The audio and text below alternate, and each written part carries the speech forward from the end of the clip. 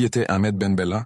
Voix off disclaimer. Cette vidéo a pour but de partager El Bonne Histoire et Léa Héritage D. Ahmed Ben Bella dans un but éducatif et culturel. Elle ne vise pas à tout raconter, mais à transmettre une mémoire vivante afin que ses luttes et ses idéaux continuent d'inspirer les générations. Son enfance et sa jeunesse. Ahmed Ben Bella naît le 25 décembre 1916 à Magna, dans l'ouest de l'Algérie alors sous domination coloniale française. Issu d'une famille paysanne modeste, il grandit dans un pays profondément marqué par les injustices, les humiliations et les discriminations coloniales. Dès son plus jeune âge, il découvre la dure réalité de la colonisation. Un peuple spolié de ses terres, réduit au silence, privé de ses droits fondamentaux. Cette enfance marquée par la pauvreté et l'injustice façonnera son caractère, un homme proche du peuple, sensible à la liberté et à la dignité humaine, ses débuts militaires et son éveil politique.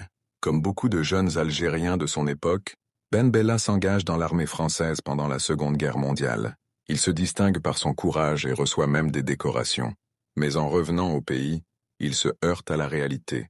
Malgré son sacrifice, il reste un indigène, toujours dominé par le système colonial. C'est ce constat amer qui éveille en lui la détermination à combattre pour l'indépendance de l'Algérie. Sa lutte pour l'indépendance.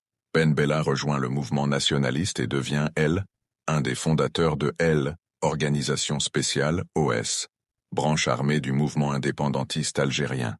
Arrêté puis emprisonné, il parvient à s'évader et poursuit la lutte depuis l'étranger. Avant de continuer, souvenez-vous que votre soutien est essentiel pour faire vivre cette mémoire.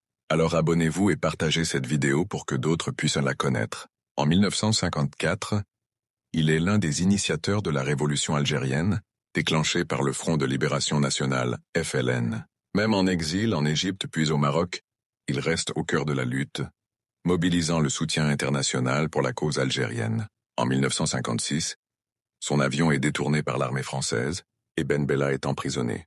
Mais même derrière les barreaux, il devient un symbole, celui d'un peuple prêt à tout pour sa liberté.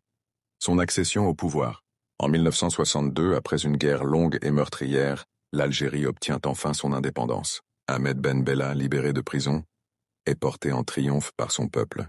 La même année, il devient le premier président de l'Algérie indépendante. Ses réformes majeures. Dès son arrivée au pouvoir, Ben Bella lance une série de réformes profondes. Réformes agraires, redistribution des terres confisquées par les colons, au profit des paysans. Il voulait rendre la terre à ceux qui la cultivent. Nationalisation. Il engage le processus de reprise des richesses nationales, posant les bases d'une économie indépendante. Éducation.